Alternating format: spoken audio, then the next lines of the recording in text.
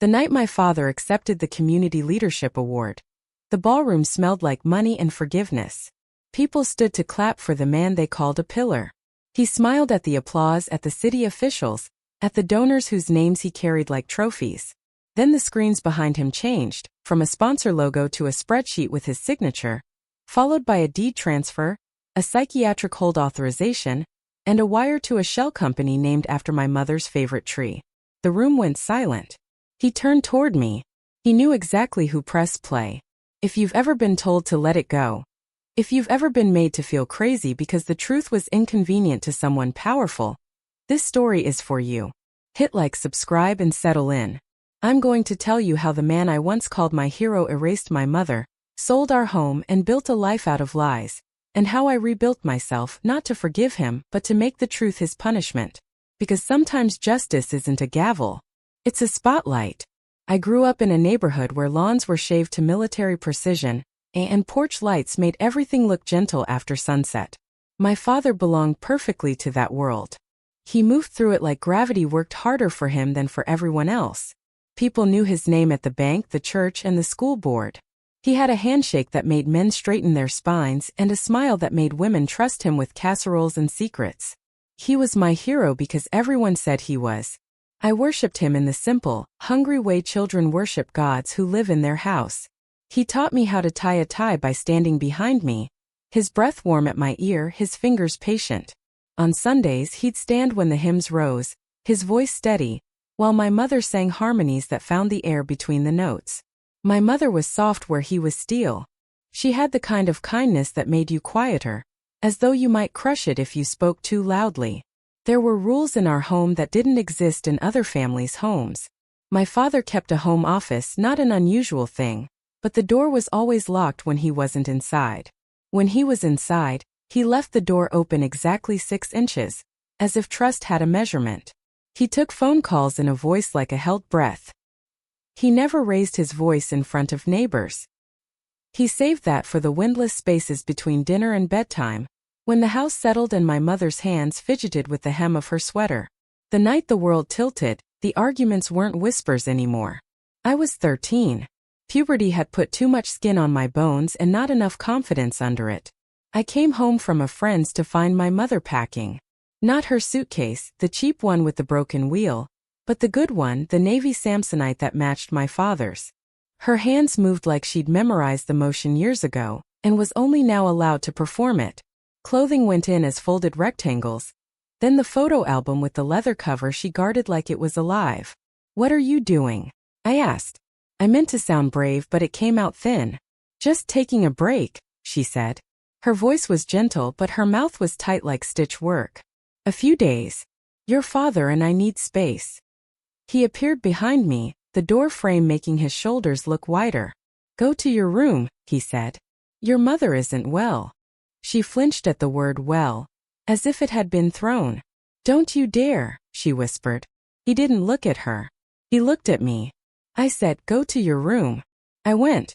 I wasn't stupid. The air between them was splintered. I put my ear to the wall and heard the sound of paper.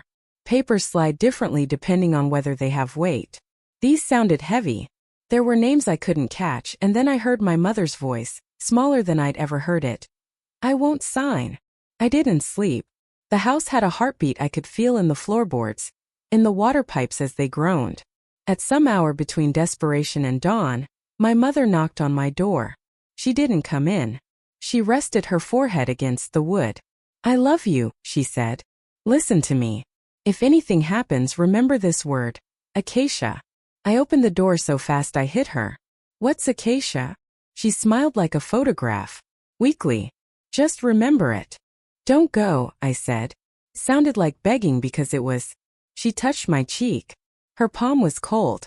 "I won't leave you. I promise." Promises are elective surgery.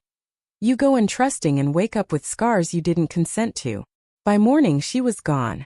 My father said nothing at breakfast. He buttered his toast with the same deliberation he used for everything. When the butter knife clinked against the plate, he said, "Your mother needed help. She's gone for a while to rest. We'll respect her privacy." Respect her privacy. He said it like a man pulling blinds. That afternoon, a white sign sprouted on our lawn like a weed, for sale. Within weeks, the house had been staged to look like we'd never existed there. The realtor baked cookies and filled the rooms with a smell that wasn't ours. The piano where my mother used to sit, pressing out the beginnings of songs, was gone. My father walked through with his hands behind his back, nodding at the realtor's suggestions, a monarch considering the fate of a minor duchy. When we moved, it wasn't to a smaller version of what we had. It was to something intentionally temporary. A furnished apartment with a sofa that was already tired from other people's weight. No point keeping a house that size with your mother away, he said. It's financially responsible. He said it like a lesson. He always said things like lessons. I asked where she was. He said, she asked for space. It's best we give it. Weeks turned into months. Letters I wrote came back unopened with no forwarding address, stamped in red like a wound. Her phone number rang and rang until the sound became the shape of fear in my chest. One afternoon, grieving and 13 and mad as hell, I tried his office door while he was at work. It was locked. But the walls in a building like that are thin, and keys are just metal excuses for secrets. I took a paperclip and a YouTube video and 15 minutes of the tinfoil courage of a child. The lock gave like it had been waiting. Inside, the room smelled like cologne and old decisions. The desk was clean in a way that meant someone had been erasing it. Drawers were locked, but there was a safe behind the certificates. I found no keys, only one sticky note under the keyboard with a single word. Acacia 14. I felt my breath come up short. The word was in my mother's voice. I typed Acacia 14 into the computer. The screen asked if I wanted to unlock client folder. Harbor Initiative. I didn't know what any of it was. I clicked. I found spreadsheets with numbers I couldn't comprehend, transfers with dates from the week after my mother disappeared, scanned forms with her signature copied like a ghost repeating itself. Words like involuntary hold and power of attorney slid over my eyes, slippery and awful. I didn't understand, not really. I saved what I could onto a flash drive and put everything back exactly as it had been. Then I stood in the doorway, staring at the room that smelled like my father, and I understood something old. Love and obedience are cousins that don't get along. That night, he was already in his chair by the time I worked up the courage. The television talked for him. The coffee table had rings where his glass had sweated. I said, "What's the Harbor Initiative?" He looked at me without moving his head, just his eyes. He was not used to being surprised. "Where did you hear that?" "You left your computer open," I lied. His mouth tightened. "It's a fund. It's boring. You wouldn't understand finances. Why does it have Mom's signature on everything?" He was perfectly still. Then he stood slowly, as if teaching me about gravity again. "Your mother was unwell," he said. "She asked me to handle things. That's what a husband does." "Then why did the paper say involuntary hold?" He slapped me, a controlled, precise blow. The sting was less shocking than the fact that he did it like he was aligning a picture straight on a wall. He placed his hand back on his thigh. "Do not," he said, voice low and smooth. "Go through my things again." I could taste blood. I learned the shape of silence. High school passed in a rhythm of pretending. I learned to be a son who sat in the car and thanked people for casseroles and said, "She's doing better, thank you," even when no one had asked. My father thrived on the performance. He chaired committees. He was photographed planting trees with a shovel that had never known dirt. He called me a resilient young man, in public like it was a title I'd wanted. I kept the flash drive hidden in a sock under my mattress. It throbbed in my mind like a secret tooth. The password Acacia 14 became a prayer and a curse. I graduated. He shook my hand in front of a camera, and in the photo our smiles looked like neighbors, not relatives. He tried to design my future. Business school, internships through his network, a one-bedroom near his office, so we can be close. The word "we" was a hook he liked to fish with. I chose a different path. I took a scholarship for journalism across the state. Enough distance to breathe, not far enough to be unfindable. It was a degree some people call naive. It's not naive to believe words change things. It's dangerous. He stopped paying for anything the second I stepped out of the plan. "If you want to go play detective," he said, his tone the scorn of a man who doesn't believe in games he can't win, "you can do it on your own dime." I did. I worked nights. I learned to live on rice and questions. I learned the records you can get if you know how to ask for them. I learned that dates do a sinister dance when people lie. They leave footprints. I learned to follow them. In my second year, I took an investigative reporting seminar taught by a woman who smiled like she'd sued 3 different mayors in one. She taught us to request records without announcing ourselves like enemies. She said the phrase public interest is a key that opens doors you don't even know exist. For an assignment, we had to map a nonprofit spending. I chose the Harbor Initiative. It wasn't hard to find. My father had made it very public. It funded community health and resilience. The website was a garden of euphemisms with pictures of smiling people whose names weren't given. It said they helped families in crisis. It did not say that the first family in crisis was mine. I traced tax filings, the glossy word 501c3. Hiding balances like a magician with both hands in motion. I found grants to organizations that existed only on paper, with shared addresses in a co-working space downtown that smelled like coffee and ambition. I found payments labeled consulting to an LLC with a name that made my heart pinch. Acacia Partners. The registered agent was a law firm with a glass lobby, and a receptionist whose smile was a small performance. I brought copies of the filings to my professor. She flipped through them with the bored competence of someone who knew what sharks looked like when they swam. "You're onto something," she said softly. "But this is a conflict of interest if you publish it yourself." "I don't want to publish it," I said. "I want to understand it." "Understanding is publication's older sister," she said. "Be careful." When I was 22, a letter arrived addressed to me in a hand I knew even after 9 years. It was slanted like the writer was always late. My name on the envelope made my stomach go thin. There was no return address. Inside, a note. "I'm sorry. I tried to get to you. I tried to tell someone. Acacia was where he kept the truth. I didn't leave you. I was taken. I hope you found the key." It was signed with the name I hadn't said out loud in years, Mom. I took the letter to the smell of old paper, our local library's research room. I laid out the documents like a picnic of hunger. I read and reread the word taken, until it lost its shape. I wanted to believe it was hyperbole, the melodrama of pain. But then I found the file I had saved years ago, one I'd never fully read because I hadn't had the courage, an authorization form for a 72-hour psychiatric hold. In the section for presenting behavior, someone had written, "Unstable, paranoid, refusing medication." My mother had never taken medication stronger than Tylenol. The signature field for spouse/guardian had my father's name. I felt my breath leave like someone had opened a window in my chest. The light in the room turned harsh. I went outside. The day didn't care about my revelation.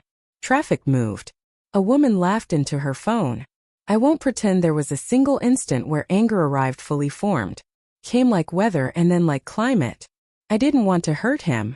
I wanted him to stand in the air without his lies and see if he could breathe. I wanted the world to see the man they'd called a hero, stripped of adjectives he hadn't earned. The world helped in small ways. A classmate's friend worked part-time at county records. A clerk, irritated by my persistence but perhaps drawn to its shape, told me which judge tended to sign emergency orders without questions. I learned my father had claimed my mother was a danger to herself. The doctor's note attached was from a physician who had been disciplined twice for overprescribing sedatives. My mother was released after exactly 72 hours, dazed and apparently cooperative. A week later, my father filed for temporary guardianship citing her ongoing instability, and a month after that, he sold the house. My mother didn't fight it. There's a point where fighting looks like playing the game of the person who invented it, and survival hides in the margins. She disappeared into them. I found a woman at a shelter 2 cities over who remembered my mother. She cried when she slept, the woman said. Not when she was awake. She said her son would think she left him. I asked if she knew where my mother went. She shook her head. Someone picked her up in a car with tinted windows. She said she had to go. She said she had a plan. The plan was a word. Acacia. It was the name of the street where my parents had their first apartment. It was the name of a tree that doesn't break easily in wind. It was the name my father gave to the LLC he used to siphon money from donors. It was the password he never changed because arrogance has terrible cybersecurity. I built the case like a bridge, one careful note at a time. I mapped bank transfers from Harbor Initiative to Acacia Partners to vendor reimbursements that led to personal expenses. A country club membership, a coastal condo no one had ever seen him use, leased cars in the names of consultants who did not exist outside of paperwork. I tagged dates. The day my mother disappeared, the day the house sold, the day he donated a wing to a clinic that had not been built yet, the day he paid for an awards gala table that would seat 12 and change his life. I made a choice. I would not hand this over to authorities first. Not because law doesn't matter. It does. But I knew him. He was a man made of networks. He had the kind of influence that makes inconvenient cases take long naps. What I wanted was not only legal consequences. I wanted truth in public, like a bell you can't unring. The city's charity calendar is predictable. There's a gala season because generosity likes evenings and silent auctions. My father had recently been nominated for the Community Leadership Award, chosen by a committee made up of people whose names could open doors in close investigations. He loved that sort of thing. He liked events where the lighting was flattering and the speeches were pre-approved. I volunteered with the AV vendor. I told the coordinator I was an underpaid journalist looking for side work. This was true. I learned how the screens were controlled, who had admin access, what time the videos were queued. I did not try to manipulate the system then. I just watched it work the way you watch a lock before you pick it. Meanwhile, I met with a reporter at a paper he respected. Small enough to be hungry, old enough to be deadly. I handed over everything. Not to publish yet. To verify. We spent months on it. She called sources. She confirmed timelines. She found the doctor's disciplinary records and the judge's impatience. She found my mother's medical paperwork, heavily redacted but legible enough to make the room tilt. She told me something that made my skin go cold. There was a notation, a check by sedation used, with a timestamp that corresponded to the hour my mother had whispered, "I won't sign." We built a website with a simple name, Our Harbor Truth. We put the documents in a gallery with context, not accusations. We wrote in clean language. On this date X happened.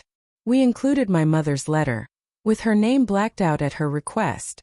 We scheduled the site to go live at 8:15 p.m. on the night of the gala, the exact moment the award was usually announced.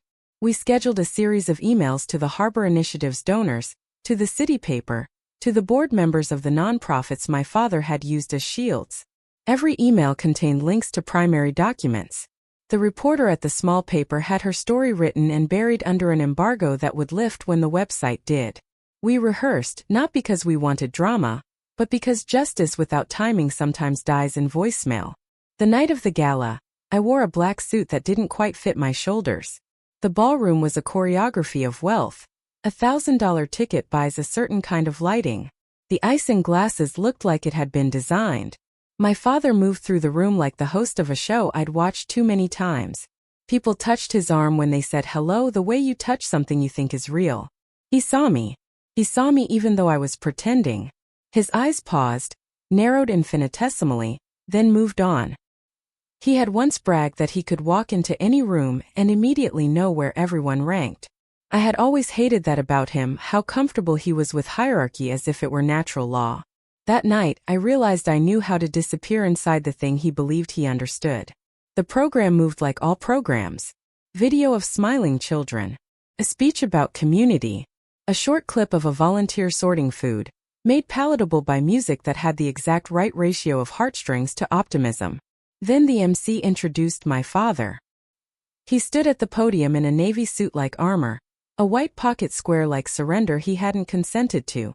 "I am honored," he began, and his voice rose into the room like smoke. He spoke about impact, about resilience, about meeting people where they are. He thanked organizations who existed on paper and in photographs, and he made it all sound true. At 8:14 my phone vibrated. A scheduled message had gone out now. At 8:15 the programmer backstage nodded to me. I nodded back. He cued the sponsor reel that would play behind my father like confetti you could read. Instead the screen went to black. The programmer frowned, tapped something. The room grew expectant, then quiet. The black bled into white. An image of a house deed. Our address. The signature at the bottom was my mother's, but the timestamp on the metadata in the right-hand corner told another story. The file had been copied from a folder on a date when my mother was under observation. My father stopped mid-sentence. He turned. The room didn't breathe. The next image was the emergency hold authorization. Then a check written to Acacia Partners for consulting, signed with my father's name, dated 3 days after my mother disappeared. Then a screenshot of a bank transfer from Harbor Initiative to Acacia Partners for $150,000. Then another. And another. The images appeared slowly, mercilessly. No music. No voiceover. Only the air being pulled out of 1,000 lungs at once. "Turn that off," he said to the room, to the staff, to anyone with ears. His voice had lost all its Sunday confidence. He was not a hero in that light. He was a man alone with his paper trail. The screen didn't stop. The website went live. Phones chimed. A board member 2 tables over stared at his screen, then at my father, like he'd found a trap door under his own chair. The reporter's story published. The emails arrived in inboxes belonging to people who were used to being at the center of things. They read faster than they had ever read emails in their lives. My father looked for me. He found me. There was a moment in which I saw the man who had taught me how to tie a tie and the man who had put my mother behind a locked door. And they were the same man. He didn't move. Neither did I. The MC tried to laugh. It sounded like a bad microphone. We seemed to be experiencing a technical difficulty. He gestured toward the stage manager. People began to whisper. Whispers are not a small thing. They are the rehearsal for a verdict. My father left the podium. He moved fast, the way powerful men do when they think power has momentum. He disappeared behind the curtain. The program tried to continue, but events like this rely on agreement, and no one in that room agreed on anything anymore. The program collapsed, delicate as a sugar sculpture. He found me in the corridor outside the service kitchen where the smell of hot plates and bleach made everything feel like a confession booth. He stood too close, the way he always had when he wanted to make the world smaller. "What did you do?" he asked. It wasn't a question so much as an accusation that had forgotten what it was accusing. "I showed them what you did," I said. "Those documents are out of context." I laughed. "I didn't mean to. Context is the thing you sold our house for." His face changed shape, not with anger exactly, but with the realization that the ground beneath him had a new slope. He thought he could fix it. He always believed that if he kept talking, the world would fall back into the order he preferred.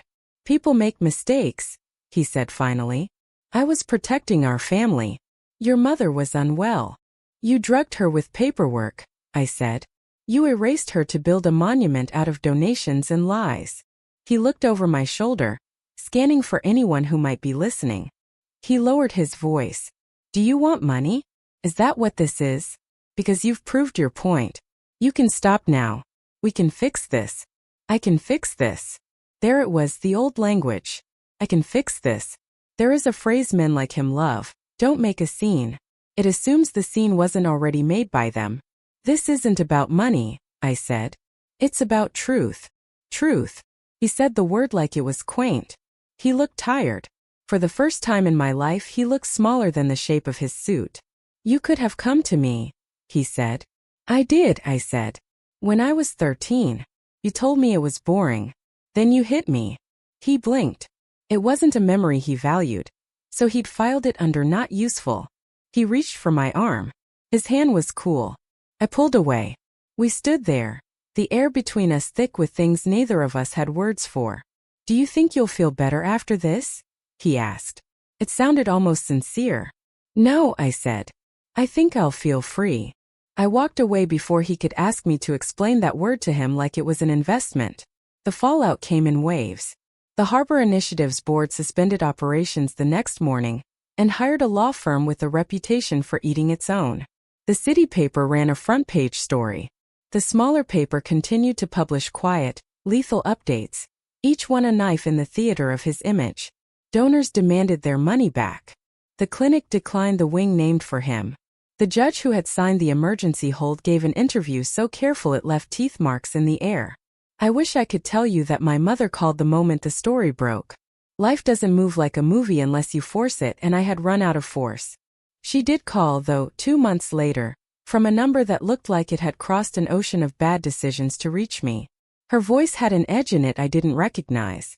Not sharp, polished. "I saw what you did," she said. "I'm proud of you." I cried because there was no reason not to. We spoke for hours. She told me pieces of the missing years like she was leaving them on a trail for me to find when I was ready. There was a shelter, a friend's couch, a job under a different name in a town that smelled like dust. There was fear, and the kind of loneliness that makes you forget your own temperature. There was a choice to stay hidden because survival had demanded smallness. There was the day she saw the Harbor Initiative's logo on a billboard and felt something sharp and awake in her chest. There was the letter she'd mailed to me from a bus station because paying with cash meant you left fewer footprints. "Why didn't you come back?" I asked because 13-year-old me still lived in the question. "Because the court would have believed him," she said. "I needed to wait until someone else believed me first." "I believe you," I said. "I know," she said. "Now the world does too." We met in a coffee shop that used to be a bank. The vault was a reading nook with cheap pillows. She looked older, of course. Time does things to faces that photographs can't. But her eyes were the same, the gentle blue a little clouded at the edges. She touched my face like the promise she'd made through my bedroom door had borrowed a body and come back for me. We didn't talk about forgiveness like it was a moral assignment. We talked about groceries and jokes we had saved for each other. We talked about the way the world had continued even when we hadn't, and we agreed to begin again without pretending again wasn't a second chance wearing a borrowed name. My father called me once after that. Just once. His voice on the phone sounded like a house with the doors taken off. "You've ruined me," he said. "No," I said. "You did that. I just turned on the lights." He hung up. He hired lawyers who did what lawyers do when their client insists the problem is the truth and not the crime. Investigations take time. I don't know what justice will look like in the end for him. Prison has a way of making donors forget your phone number. Maybe he'll live long enough to see consequences in the quiet way that makes rooms smaller. Maybe not. That part isn't my job anymore. People like to ask if revenge feels good. They want a word like catharsis, because it sounds like something you can pour over a wound and be clean. The truth is messier. The night of the gala, when I walked into the humid dark and the city hummed with other people's lives, I didn't feel triumphant. I felt a release so deep it made me lightheaded. It wasn't happiness. It was the absence of a hand on the back of my neck. And for the first time since I was 13, I slept through the night. There were consequences for me too. When the story published, some people decided I was ungrateful, disloyal, a traitor to blood. They sent messages that liked the word family, like it was an oath I had broken. I didn't answer. Family isn't the blood that keeps secrets. It's the people who open doors. I met with the Harbor Initiative's new interim board when they asked. I brought them copies of documents I knew they already had because that's how trust gets rebuilt, by redundancy. They asked if I wanted to help guide the organization if it survived. I said no. I don't want a monument built out of my anger. I want the kind of quiet that lets people tell their stories in rooms with locks they can open from the inside. I went back to work doing the thing my father dismissed as playing detective. I started to believe the word journalist, without looking over my shoulder to see if he was rolling his eyes.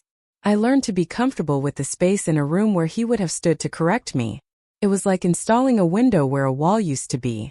I got an email from the shelter 2 cities over. They had seen the story and wanted to talk about how to protect women from just this kind of legal manipulation. We built a guide that used words without letting them obscure what happens when you give the wrong person a signature. We put it on a website where anyone could find it, and I thought of my mother in a bus station with cash in her pocket and fewer choices than a person should have.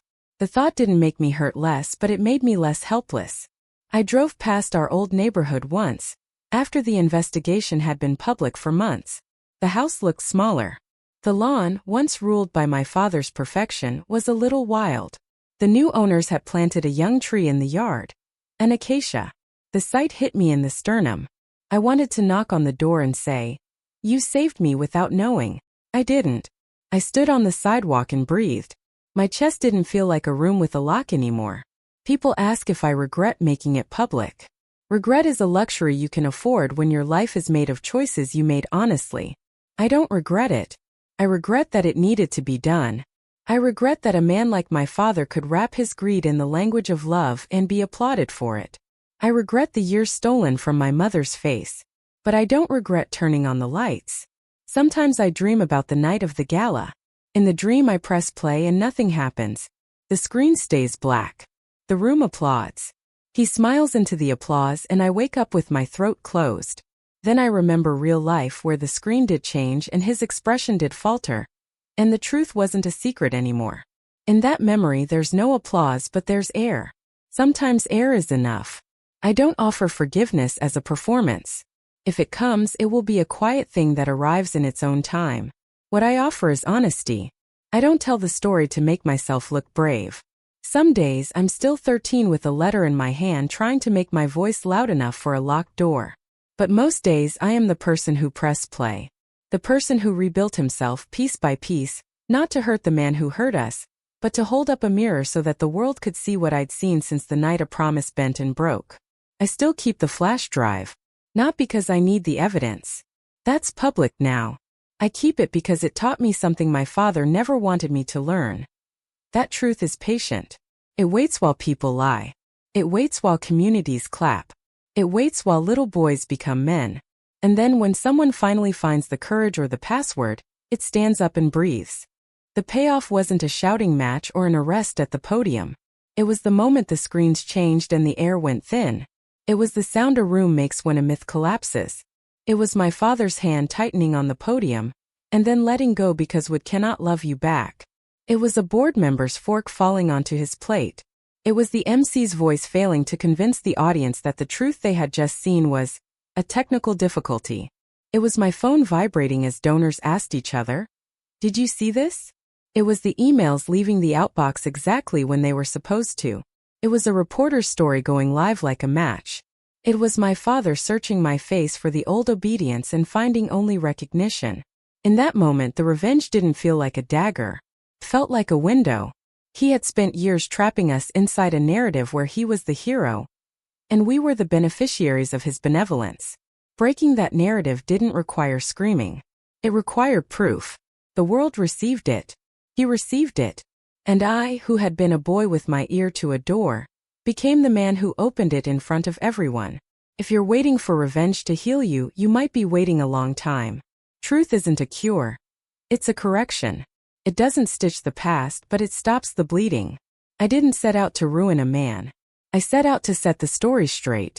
And when the story stood on its own, I finally slept. If this story hit a nerve, tap like and tell me in the comments. What's the one truth you wish people had seen sooner? Subscribe for more real stories where justice doesn't always roar, but it doesn't whisper either. And remember, sometimes the bravest thing you can do isn't to fight. It's to turn on the lights.